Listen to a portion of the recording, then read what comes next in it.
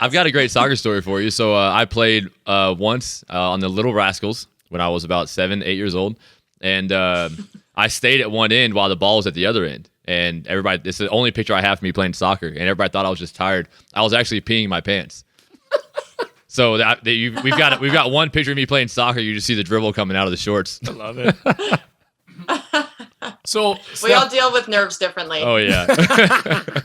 The following is a presentation of Uninterrupted Canada. Welcome to the Benny and Bo Show with your hosts, Ben Hebert and Bo Levi Mitchell. What is going on, everybody? Welcome to the 8th episode of the Benny and Bo Show, brought to you by our great friends, DraftKings. And hey, you know what?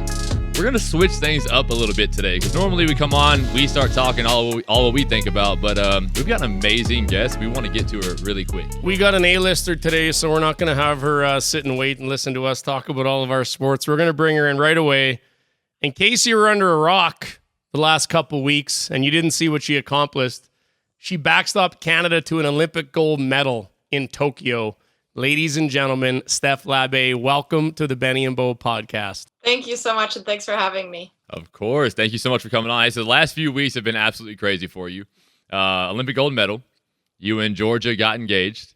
A new team, and you go on vacation. So I just want to ask. I mean, how the hell are you doing? Yeah, I'm doing pretty well.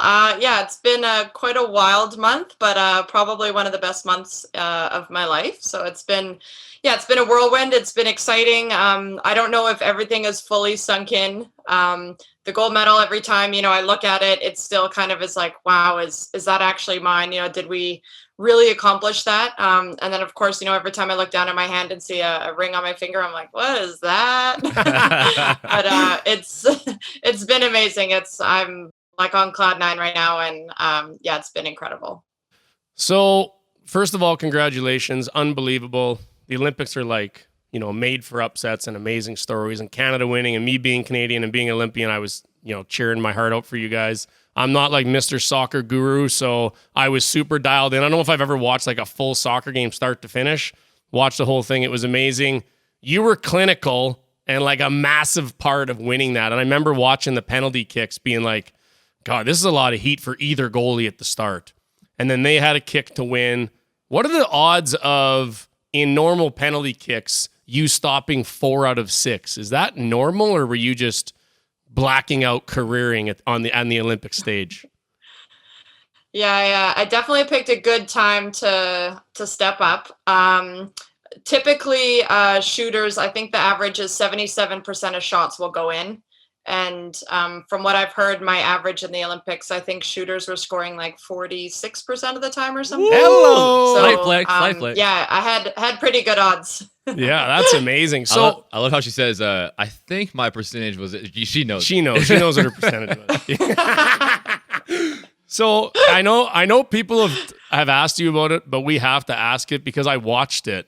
When you were smiling, like I know the typical's like, were you just doing that to be comfortable? But yeah, to the other team. Yeah, well, it was the best. By the way, the most, like, when you do it then, I was just like, this is unbelievable. I was getting shivers watching, like, either she is completely cocky or in the zone or just mind fucking the other team.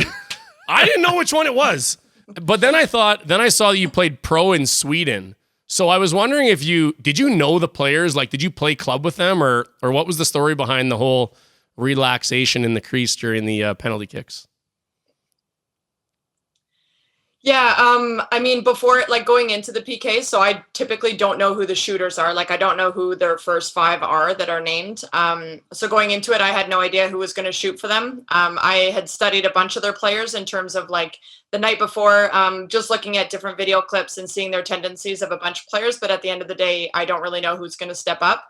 And how it turned out, of the 6 shooters, 4 of them were on my professional team that I played for. So wow. That was quite an interesting thing for me. I don't think it helped or hurt me in the sense of, I actually didn't know where, like, it's not like I haven't seen them take PKs like during the season. I've only been playing with them for 6 months. So I didn't really like know them that well. So it didn't necessarily help me in that sense. It more, I would say I have I guess like the way that I approach penalty shots is like I make a very calculated and educated guess. But there's a lot of things that go into what that is, including, like I said, studying. So watching previous clips of them from professional games, from international games, kind of in the past couple of years. Where are they most likely to shoot? Where have they shot and scored? Where have they shot and missed? Where was their most recent one? And then I like kind of look at their whole approach to the ball. Like when they place the ball, I look at a few things. I watch their hips when they're running at the ball. I kind of think about what type of a player they are. What part of the penalty shootout is it? So like, are they the fifth shooter and all the pressure's on them?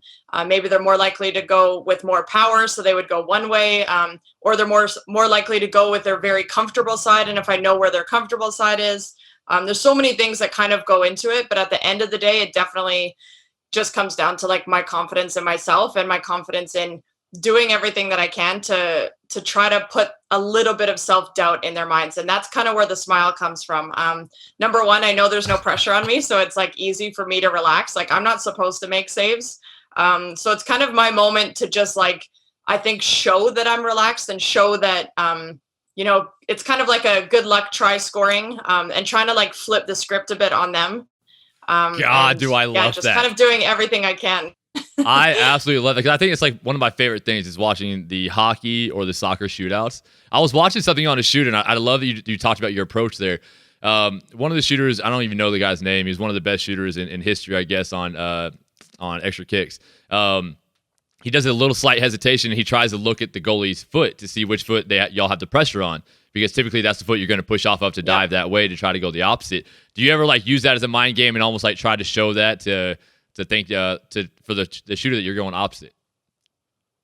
Yeah, I wouldn't say it's necessarily the pressure on my foot, but if you see like just the way that I move on the line, I know there are a lot of players that will kind of, as they're approaching the ball, they're looking at the goalkeeper and waiting for them to make a movement. So that's my way of kind of throwing them off so that they see a lot of movement and they don't really know which way I'm going to end up stopping at, or so I think the movement is in my way trying to like flip that. So instead of like them being in control and seeing me, it's like more so me being in control, and kind of forcing their hand and forcing them to do something different. So it's all about trying to like sway the odds back in my favor. I know that the odds are against me, so it's anything I can do to sway those odds even just a little bit in my favor. That is unbelievable. My next question was actually from my curling coach, who is a professor at the U of A, coached soccer his whole life. And he's like, ask her if it's luck or research. I guess that question's out the window. Yeah. We know the answer to that now. You got a good career. We should hire you to be a sports psych. You got a good career in sports psych when you're done. That's unbelievable. Yeah. I mean, I love it. Like, I'd say it's like a little of both, though. There definitely is some luck on my side. I mean, there are, for example, I look at the one shot, I believe it was the fifth shooter when their captain shot Carolyn Sager. That's a moment where I made my educated guess and it was wrong and I went a different way. And, that was a moment where all they had to do was put it in, and it ends up going over. And that's one of the most experienced players, a very well-known player, has over 200 caps for her country. So just like in that moment, like that's not a player that, typically misses. And I think, in that moment, maybe that is where a little bit of luck is on my side. Cause I would say 9.9 times out of 10, she puts that one in. Yeah. And she looks up and she sees you smiling and she's like, what the hell? Yeah. Hey, so your journey has been absolutely amazing. Highs and lows everywhere. I'm sure the gold in Tokyo has brought all that into fruition and been amazing. But what I have a question, we asked Corey Connors last week from PGA. If you grow up in Canada, the scene's not as big as we would all love it to be. But if you grow up in Canada as a soccer player, what are you doing as a young kid or even as a growing star to get seen, to try to get down to NCAA like you did at UConn? Yeah, I would say a big thing for me, I did start playing competitive soccer quite late. I was 12 years old when I first even thought about playing competitive soccer, and that's when I started playing goalkeeper. And I think I was just, because I was so new, I kind of just had my parents like put me in any type of a soccer camp there was. Anytime there was like extra goalkeeper camps or goalkeeper training, I always signed up for them.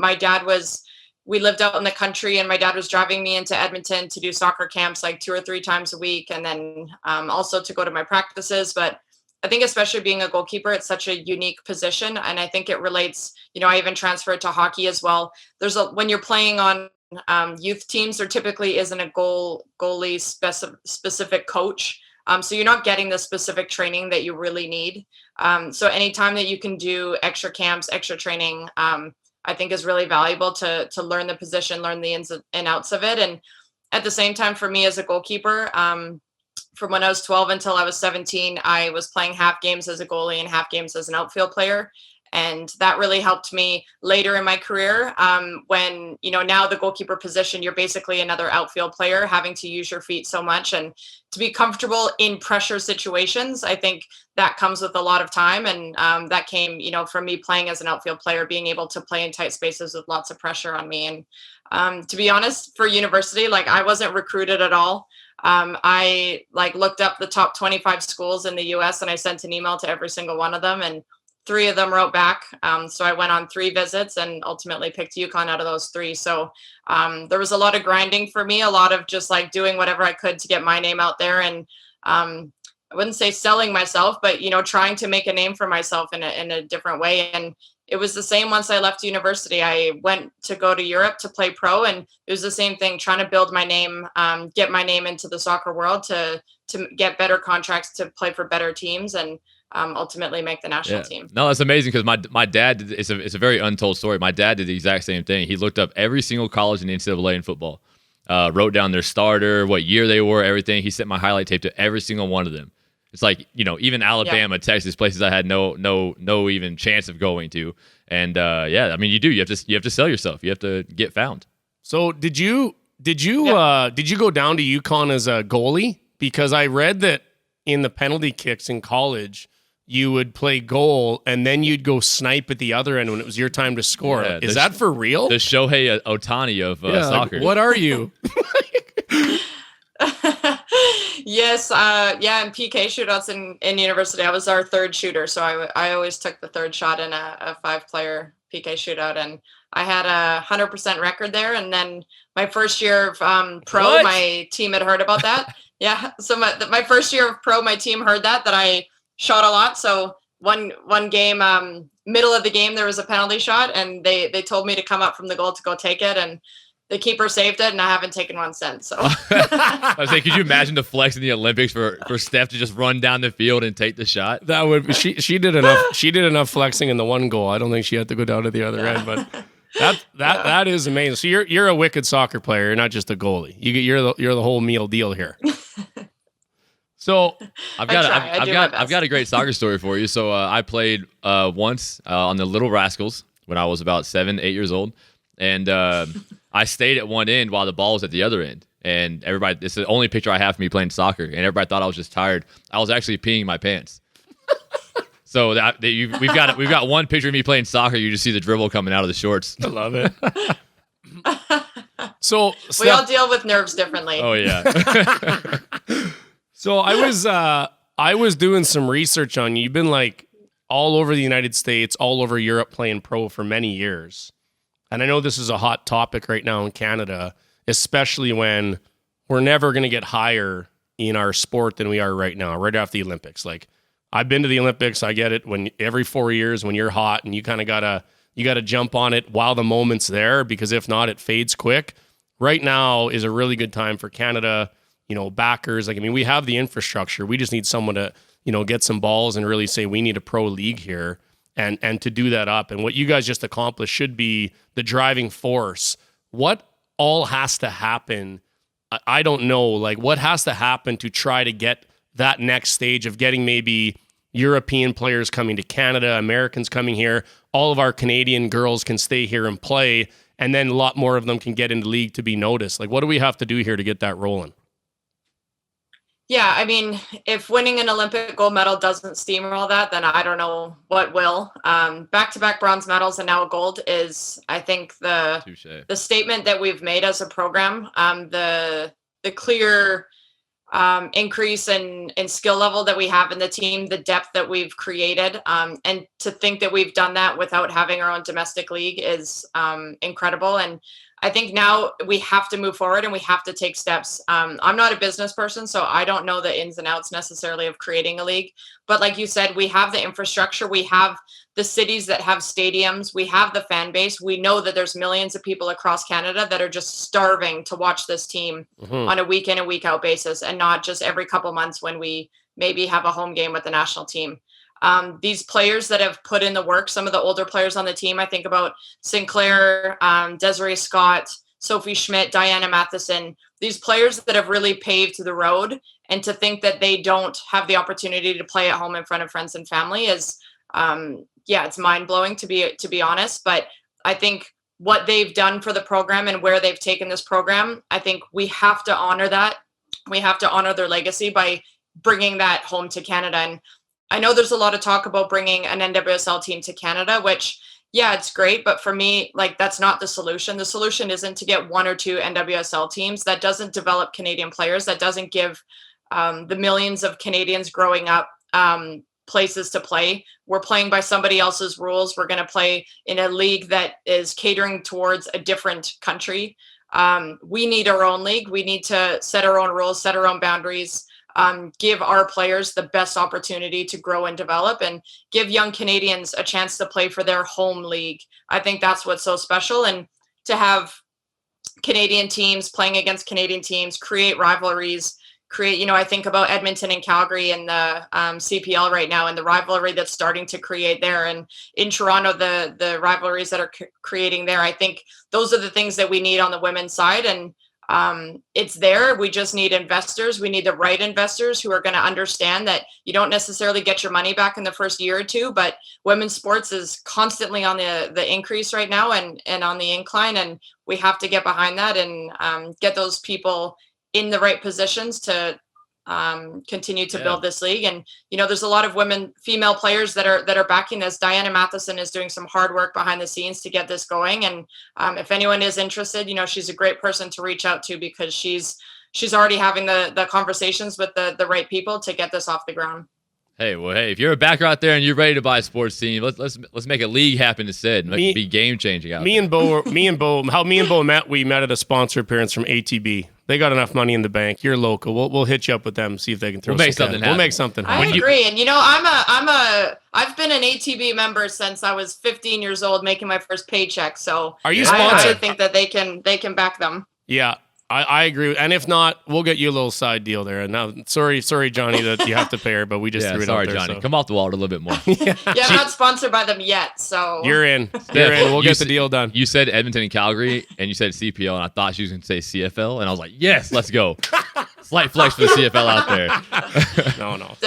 Hey, so I know you don't really want to think about, Tokyo 2024, Paris 2024. Paris. I know you don't want to think about it yet, but I do have to ask, and I might be putting you on the spot a little bit. It's only 3 years away. Are we going to see you back in goal in Paris? Yeah, that's a tough one.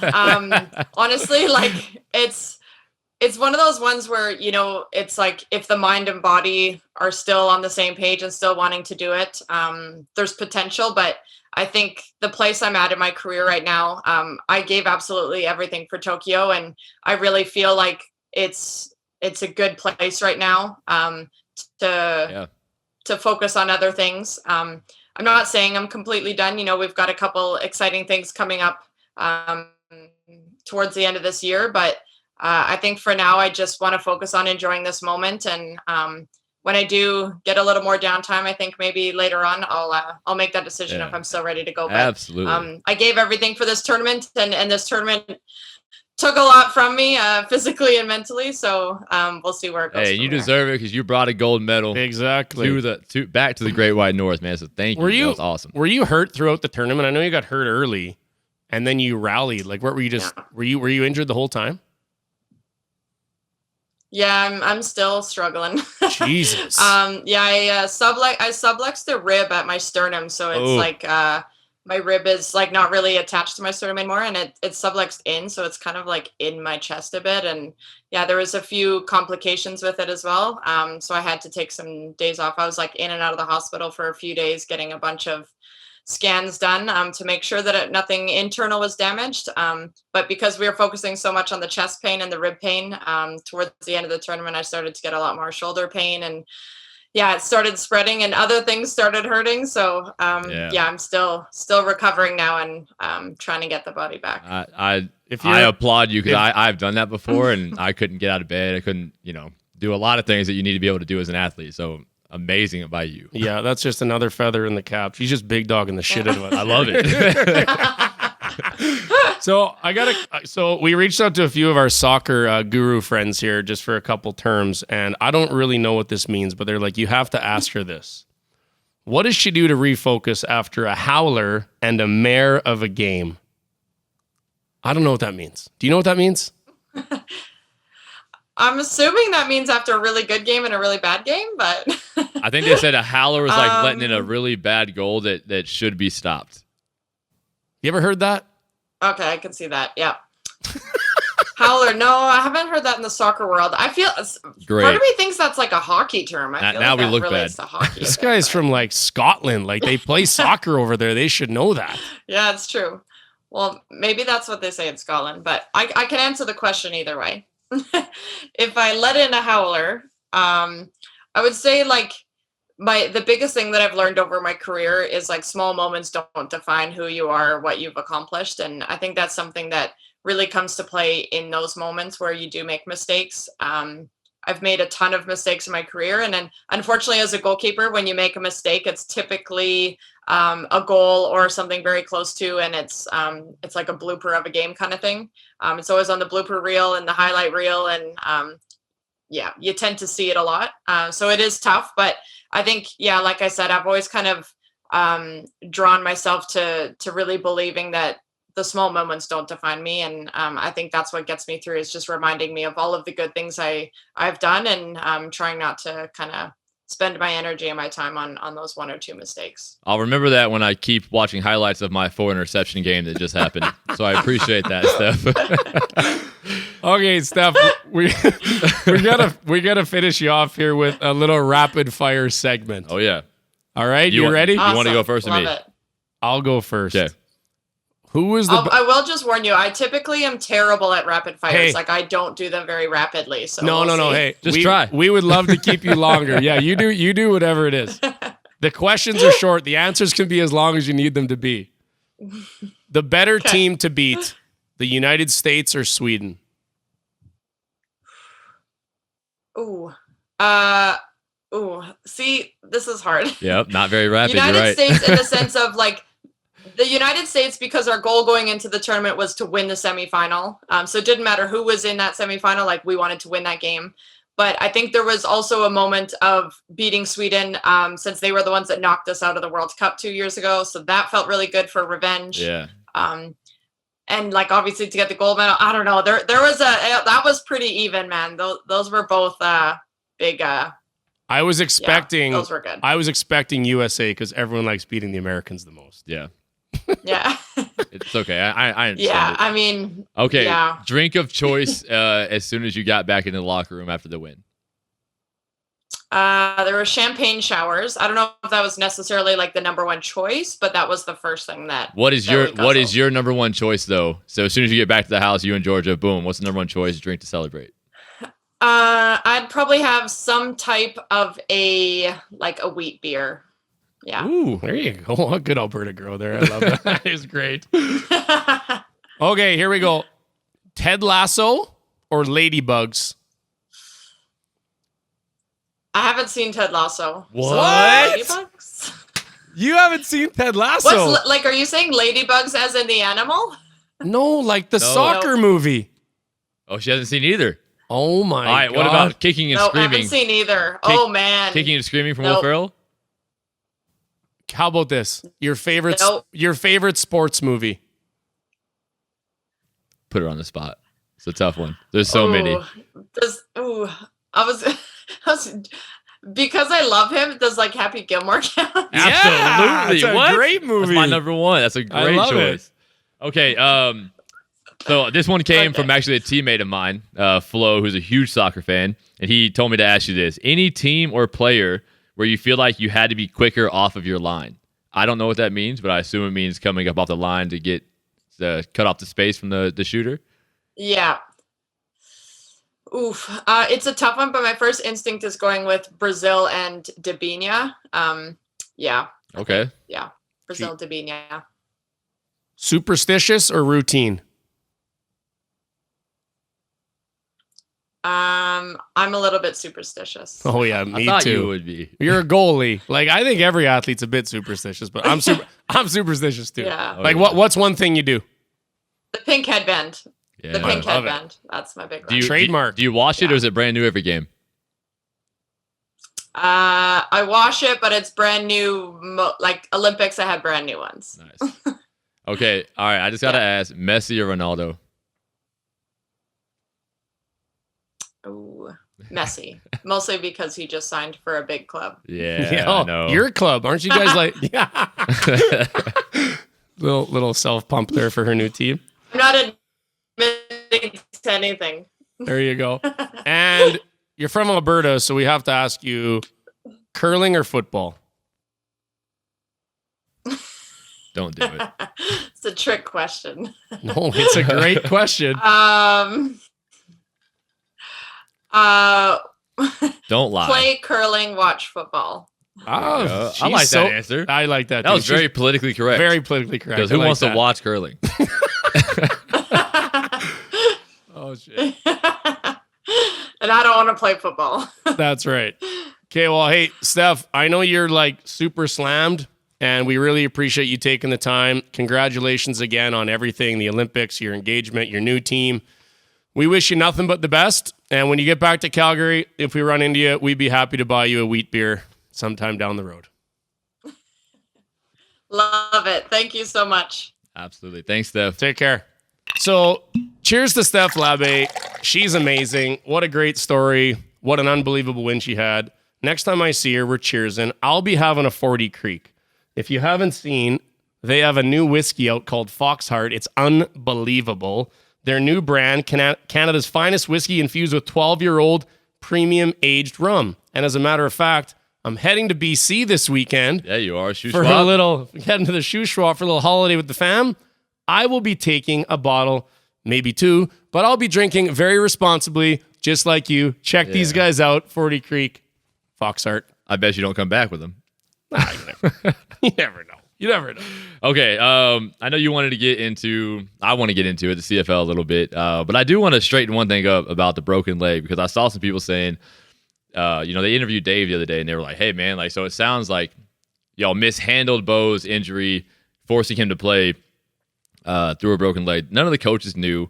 The staff didn't even know. It was literally just me and the doctor, and I found out maybe, 20 minutes before the game, because basically what happened was, all week we're going on the assumption that I've got, the gastroc head, the fibular head is just like really deep contusion, bone bruise kind of thing, calves locking up nonstop. But it was a short week. We only had a 5-day week. So then it was like, okay, well, you know what? Let's just shoot the calf up, make it to where you can't feel the calf. If it locks up, you'll be okay.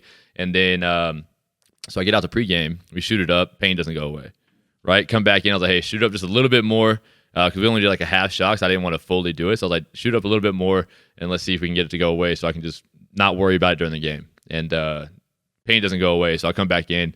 I'm telling the doc, I'm like, hey, man, it's just, that pain is not changing. And he looks at me, and the way he looked at me, I was like, it's the bone, isn't it? He's like, most likely. So didn't even give him the chance to stop me. I just stood up, walked out. I was like, no matter what, I'm going to play. And yeah, was it excruciating? Yeah, it sucked. But I just wanted to clear that up, because I know some people were saying something about Dave and those guys knowing. They didn't know. It was more of a personal decision. Was it the best? Probably not. But He tried to be like Tiger Woods. He played on a broken leg. didn't, He won the U.S. Open. Didn't finish it like Tiger Woods. No, hey, couple picks maybe we're going to have to talk about, couple that maybe we're going to talk to your teammates about. But other than that, we're moving on. By the way, Tiger might be one of my favorite quotes of all time from that tournament. Is his playing partner that day. He was like, come on, man, just shut it down. He looked at it and said, F you, I'm going to win this tournament. That's why I love Tiger Woods. That is good. Well, hey, we wish you nothing but the best. Certainly, I want to see you back here slinging the rock soon, and all the CFL needs you back. And you know how you know you're still good? I know you had 4 picks. We're not going to talk about the 4 picks. It's the last time I'm going to mention the 4 picks. So Not too worried about it, to be honest with you. I know. Game's over. You had a bunch of haters coming at you online. What's wrong with people? Why are they so angry? Dude, I mean, it's just my favorite is like I like the people that are funny about it. You know what I mean? Like they come with like a good hit. Sure. I'm like, I respect that. It makes me laugh. Like Toronto after game 1, we did like a little spot, and it was like the Peyton Manning thing. I answered the phone. I was like, oh yeah, you know, like that's a dub. What's the schedule? I was like, oh, Toronto, that's a dub. Yeah. And they hit that. We do not care, and then showed like the highlights of the game. So I love things like that. But the people that are just like, oh, thank God you're injured. I couldn't wait to see you off the field. And I was like, that's when you know you're still good. I'm like, what kind of person are you? That's good. If people don't want to play you, or if they don't like chirp you if they beat you, that's what they don't understand. That's when you know you suck. Oh yeah. I actually had a guy when they want you on the field, like that's when you're like, time to shut it down. I had a guy, actually a curler the other day on this like World Curling Federation Instagram. He said, who do you love beating the most? We're like, well, Team Cooey, you know, they're a great team, blah, blah, and I love beating Ben Hebert. I'm like, hey, still got it. Fuck, I'm still good. Still got it. That is great. As soon as they don't want you, that's no good. But I wanted to touch on something. I don't know how super dialed you were to it because you're obviously playing and rehabbing your injury. But last week, Field of Dreams I was dialed. Turn into real life. Wasn't it like one of the best movies of all time? One of the best movies of all time. But it's crazy how like those movies can shape whether it's your childhood or imagination in the future. And then all of a sudden they bring it to a real game in the corner. Kevin Costner comes out. Interviewing him while he's playing catch before the game. The guy's wheeling through like the corn maze and coming in through the back of the fence. Like it was unbelievable. And it got me thinking like, oh, what should we talk about this week? I'm like, we should talk about our favorite sports movies because it was one of them. Oh, let's do it. Like, I want to know because I didn't get to grow up with you. You were obviously down south, and I was up here in Canada. That's one of the hardest conversations of all time, by the way, because we're going to answer this. And viewers, if you can, hit us up on Instagram, Benny Hees, Billy Von Mitchell. Let us know what you think about our picks right now, first of all, because I want you to roast us if you don't like our top picks here, and then send us your favorite as well, because I do think it's probably one of the most controversial subjects of all time when it comes to movies. It's just sports movies. I thought it was going to be fun. I'm like, we should talk about our top 5 maybe sport movies. And then all of a sudden I started writing them down. I'm like, well, this is impossible. I got like 30. I wrote down 30 and then broke it down into 5, and I did 5 like subcategories. So it is tough. I'll start. I'll go through my 5. Okay. You ready for the ones that I grew up on? I could probably name every quote from the movie. Varsity Blues is my favorite sports movie ever. Dr. Scan my cat said I could play. Scan my cat. Billy Bob. Like Jonathan Moxon. Oh, man. Like that whole show, because for those of you that don't know, I used to be able to throw the football. I used to be a quarterback in high school. Obviously not a good one, or I maybe wouldn't be on this side of the chair. Yeah. But I thought Varsity Blues was like my life. Like me and my friends in high school that were playing high school football, play high school football, go to the parties, chase girls, drink beer, the best. It was high school. And that was what the movie was about. Like the soundtrack was unbelievable. Like still to this day. What is your favorite quote from the movie? Oh, man. I mean, Tweeter probably has the best ones. They're probably the most offside. I mean, my favorite quote from the movie, maybe Billy Bob when he... Yeah, Billy Bob's hard to beat. I can't pick a favorite quote. I love when he runs the oop-de-oop and the coach comes down and he's like, oop-de-oop! What was that? He's like, that was the oop-de-oop. He's like, oop-de-oop? You've got to be the dumbest smart kid I know. No, he says, oop-de-oop. Oop-de-fucking-oop. Yeah. Oh, yeah. I was going to skip that. Yeah, I went for it. So I got Varsity Blues, Bull Durham, another Kevin Costner movie. Like, if you liked Bull Durham, Kevin Costner, who was the gal? Was it Susan Sarandon? Did she play the lady in there? Not sure. But, I mean... Tim Robbins. Kevin Costner, I think I'll give him the greatest sports movie actor of all time. I'll give him that. My favorite line from that movie is when Tim Robbins, he's like, why is he always calling me meat? I'm the one driving the Porsche. It's just an unreal movie. Major League. Great movie. Charlie Second Sheen. one's good too. Yeah, Major League for me was like another one I could quote the whole damn movie. Willie Mays Hayes. Willie Mays Hayes. I like when Lou Brown's like, you may run like Hayes, but you hit like shit. Like that whole movie. Or when they're... Oh, I love when Joe Boo and the other guy going back and forth, and he's got the translation book, and he's like, you have no... And he looks at him, he's like, marbles. You have no marbles. When Charlie Sheen walks up to camp for the first time and they're like, where the hell did you find this guy? They're like, California Penal. Oh, they're just bringing the boys together. That was unreal. Of course, here, another Kevin Costner movie, Tin Cup for me. Oh, amazing, right? I never miss my 7-iron. Like, it's just the best. He's like, nice par, David. Take 18 of them. I use that to this day on the golf course. I know you do, and I hate it every time. Or every time, like, we're sitting on the tee box, we're getting ready to hit a ball, and there's a gust of wind. Yeah, You're like, little gust there roams. Like, every time. He literally says that. He says both of those quotes once around every single time we play. It's so good. And then my other one that I think, like I think back to like my yeah, family. like what are you and your boys like quoting the most? Like, is it Varsity Blues? Yeah, probably Varsity Blues, or probably even Happy Gilmore, but I didn't have it in my top 5. But the Sandlot for me, because I played a lot of baseball growing up. Sandlot's great. My brother, my cousins, Benny Rodriguez. You're killing me, Smalls. Benny the Jet Rodriguez. Yeah, I remember like Wendy Peppercorn coming down off the Peppercorn. Peppercorn. Yeah, that's right. And she was like, what was the guy's name? Squints. Squints. And she had to like make out with him because he was drowning. It's just like, that was the play. Yeah. Oh man, it's just unbelievable movie. But Field of Dreams really had me going back in time to all the movies that we grew up with. We talked about it, like, man, like you could really lock yourself in your basement for 3 straight days and not get bored of watching some of the best sports movies of all time. And it's like they don't make them like that anymore. Like those were the best. Yeah, they're all different. Right? They're getting different now. Yeah. So the worst. Sorry to say it, but the worst are the Disney ones. Well, they're safe. They're just so bad. Yeah, I mean they're safe. They're safe. Okay, give me yours. Give me yours. Right, so let me learn about the young Bo Levi. I went subcategory. So my favorite of all time, football. Favorite funny one, favorite golf, and then favorite Kevin Costner because I think he's the best. He is the best. And I actually kind of doubled down on a couple. So favorite of all time, Steph said it. It's Happy Gilmore. Me and my best friend Trey Roseberry. I swear we quote that movie every single day. There's a text every single day of some kind of quote from Happy Gilmore. It is so good. What's your favorite quote from that movie? Price is wrong, bitch.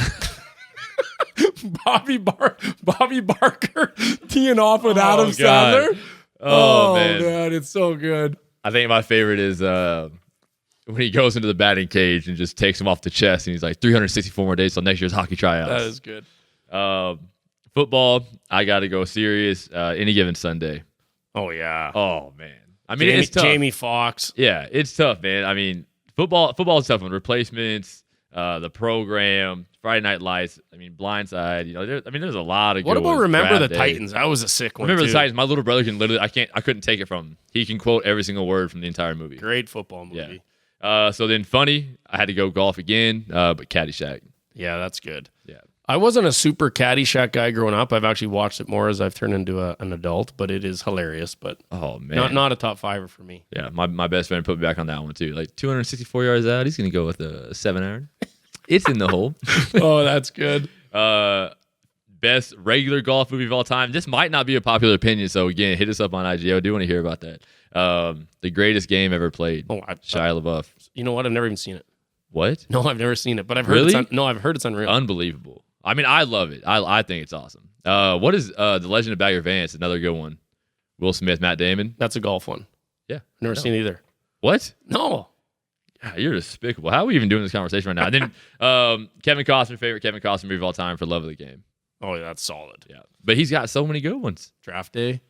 Yeah, Draft Day good is in good. Draft Dude, Day. like the ones we're not hitting. Jerry Maguire, Slapshot, Hoosiers, A League White of- Men Hey, Can't dude, Jump. A League of Their League of Their Own. Own. I wanted to say it when Steph was talking that was about. good. Yeah, I know.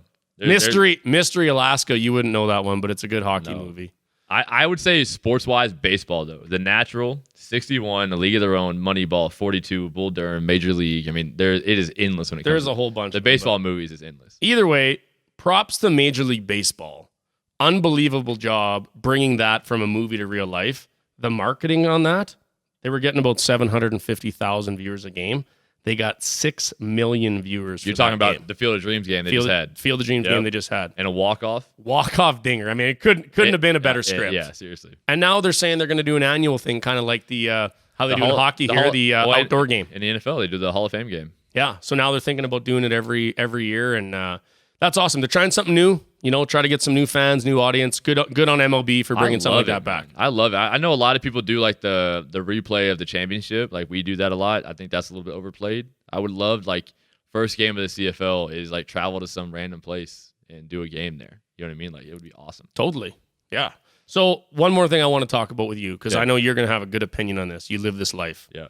There was a penalty called. I think it was actually against the Carolina Panthers. I'm not sure who it was called against, but running back busts one for maybe 10, 12 yards, gives a little flex, drops the ball. He's celebrating, big run. The NFL taunting. Oh, and he got a 15-yarder, and everyone's kind of like, well, what did he do? So, taunting in the NFL, and in pro sports in general, what are your opinion on it from obviously playing with guys that make big plays, that want to celebrate yourself? Like, give me some inside scoop on that. Everybody gave, a couple years ago the acronym NFL means no fun league. And then, the NFL is now taking a different stance to me, and now they allow celebrations, right? Everything they're doing with Madden and the younger part of the game, I think they do an amazing job of like grabbing the young fans, because now they're allowing all that stuff to happen again, celebrate with the fans. I think the taunting thing is a really bad move, because to me, the amount of kids that I see running down the field just throwing up the peace sign. Lucky Whitehead did it in the first game when he scored that touchdown. It's great, and I know that the Antoine Winfield Jr. in the Super Bowl knocks out Tyreek Hill and kind of gives him a little peace sign in the face. That's great. It gives you a story. It gives you something to write about. It gives you something to talk about in football. Like, to me, like NFL football, it's a gladiator sport, man. You've got the biggest, baddest dudes out there playing this game, and like we are willing. Not we. I'm not there. I know that. But in professional football, like, you're willing to die on any and every play. Like, you understand, like, it's a possibility on every single play that I'm going to get absolutely cold knocked out, and I might do it to somebody else as well. Like, do you want to take those hits out of the game? Yeah, but like the way, like, when you make a big play, like, you make an amazing play, like some of our guys going and make some catches, getting hit, flipped, like, you should be able to flex a little bit. Like, I mean, taking taunting out of the game, I think that's a tough one for me. I think it's going to be another one of those ticky-tacky penalties that's going to come up in the wrong part of a major game, and it's going to bring up the whole conversation and no fun league. And there's a big difference, I think, between taunting and celebrating. And that's where they need to find the line. Like, celebrating, jacking up yourself. These guys worked hard their whole life to get there, to get the TV, make their millions of bucks, get to play in front of their friends and family. Let them flex. Yeah, I mean, let them get their teammates jacked up too. It can be like it builds the sidelines, man. Totally. Like, you want to get that momentum going for your team, whatever you got to do to have an edge on the other team. And like you said, you were saying to me earlier off air, sometimes if it's done respectfully but smart, you can get the guys on the other team off their game. 100%. Let's go. Yeah. Listen to what Steph Labbé just said. Yes, the smiling. Like, I was smiling. What if they threw a penalty on her for taunting because she's smiling and she's not supposed to? She said I was doing it, to try to mess with you. 1,000%. And guess what? Who has the gold medal? Yeah. That's what you want to do. You do whatever you can to win, because the difference between winning and losing at that level is so small. So I think it's a bit of an advantage. Like, hey, how about Bautista's bat flip when he went off? I think it was against Texas. Is that taunting, or is that taunting? To me in baseball would be like calling your shot. Yeah, no, that's not taunting. He wasn't doing that to the other team. He was doing that because he was jacked up his home. There was 70,000 people there. That's a celebration to me. It's amazing. Like, in the NFL, you can still celebrate. I do agree, like, when you hit somebody, like the pushing down on their head, or standing over them. So that they can't get up. You know what I mean? Like, I understand that stuff, but like the peace sign, like throwing the ball in their face. Can't do that. No, we can't do that. Remember when Terrell Owens, I think he was in San Fran, he scored a TD, and he Billy. Was it? No, he was in San Fran. Was he? And he whistled this to center field, and he put the ball down and stepped onto the Dallas Stadium. Emmitt Smith comes and tackles him. You know what that is? It's taunting. That's a penalty, guys. You can't do that. But the generic stuff that they're calling. But it's awesome. Put the god down. Yeah, it is awesome. It is awesome. Well, here's another thing. It's in the entertainment business. Exactly. Let's entertain. Let's go here. Yeah. I love that shit. I agree. Hey, so NFL talk, it is coming up. This is a great time to remind you about DraftKings. Because right now, DraftKings, the NFL season is quickly approaching. The official daily fantasy partner of the NFL gets you closer to all the action. DraftKings is giving all new players a free shot at, let me tell you, $1 million. $1 million. In week one, we got $1 million. And the preseason is the perfect time to perfect that strategy. It's pretty easy. Pick your lineup, stay under the salary cap, and see how your team stacks up against the competition. While you're at it, check DraftKings free-to-play pods to win even more cash. Download the DraftKings app and use the Benny and Bo promo code. Remember, limited time only. New players get a free shot at $1 million during week one, plus a shot at millions in other prizes with your first deposit. Minimum $5 is required. DraftKings is the official daily fantasy partner of the NFL.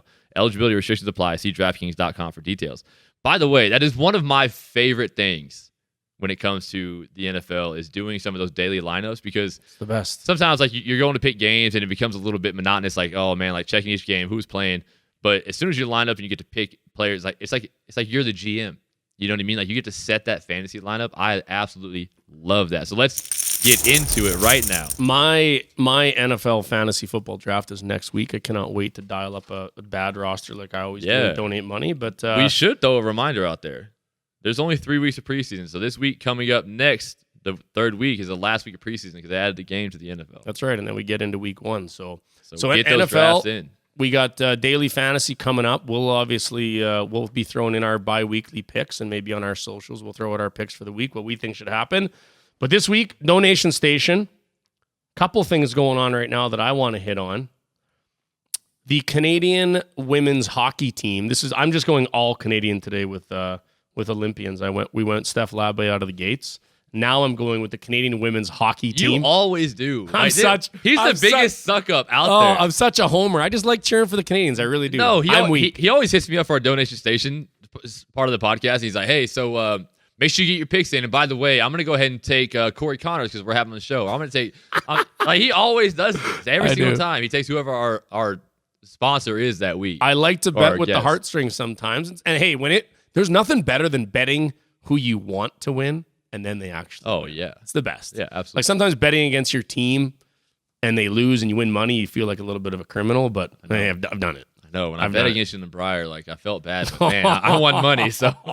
Oh, God damn it. Here we go. I'm kidding. I didn't do that. It's all good.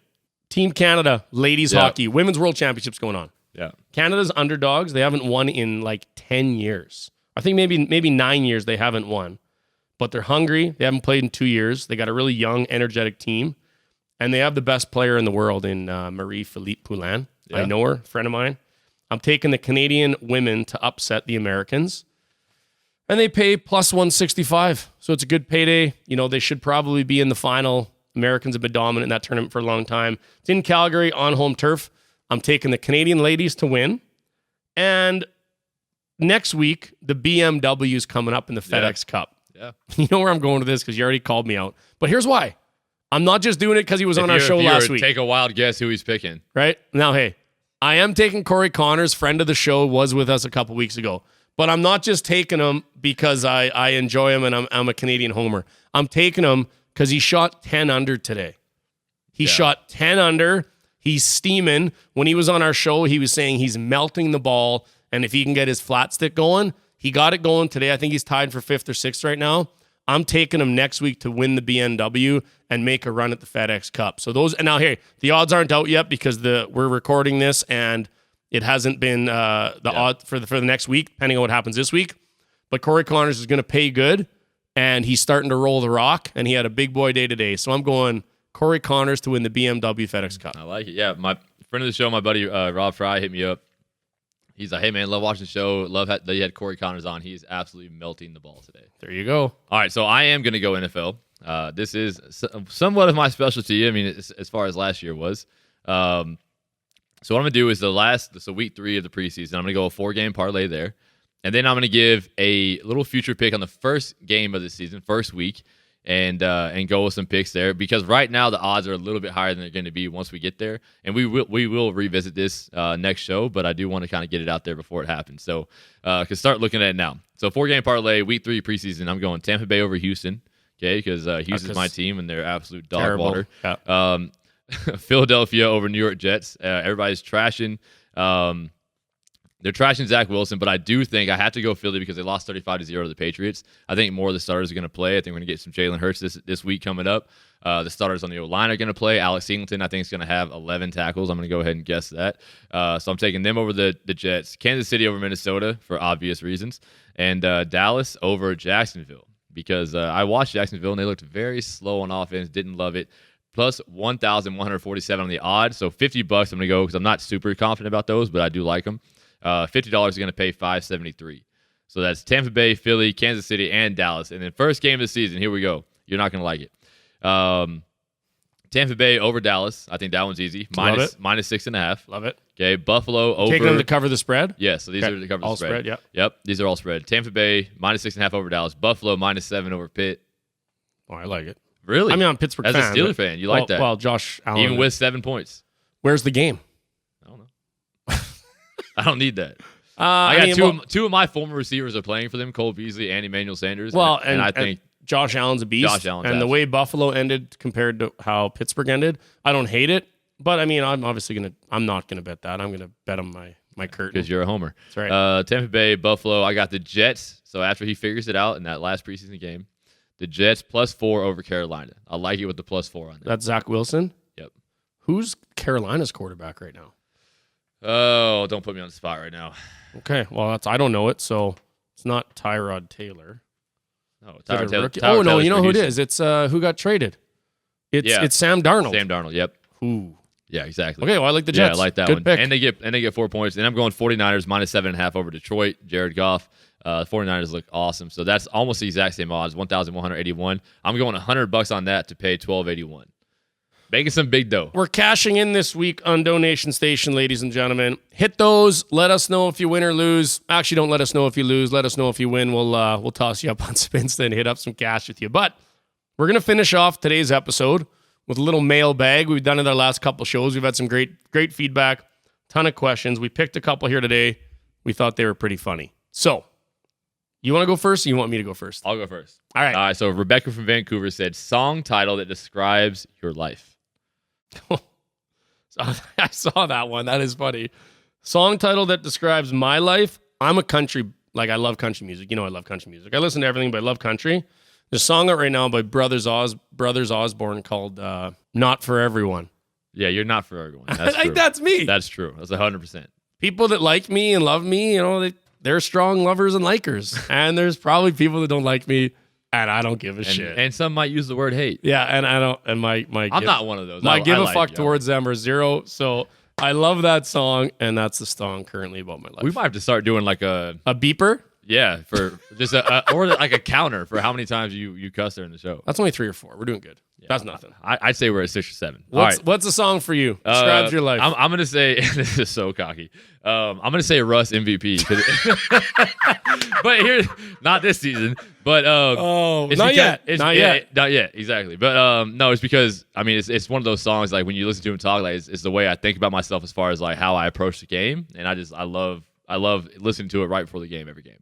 It's a sick song. I do know the song. I thought it might be for you, little George Strait. All my exes live in Texas. That's not bad. That's why I hang my hat in Calgary. Oh, that's good shit. That's a great song, by the way. All right, second mailbag question we had: weirdest or funniest thing a fan or nicest thing a fan has ever done for you? Zach from Winnipeg. Okay, I'll give you one that there's been a lot.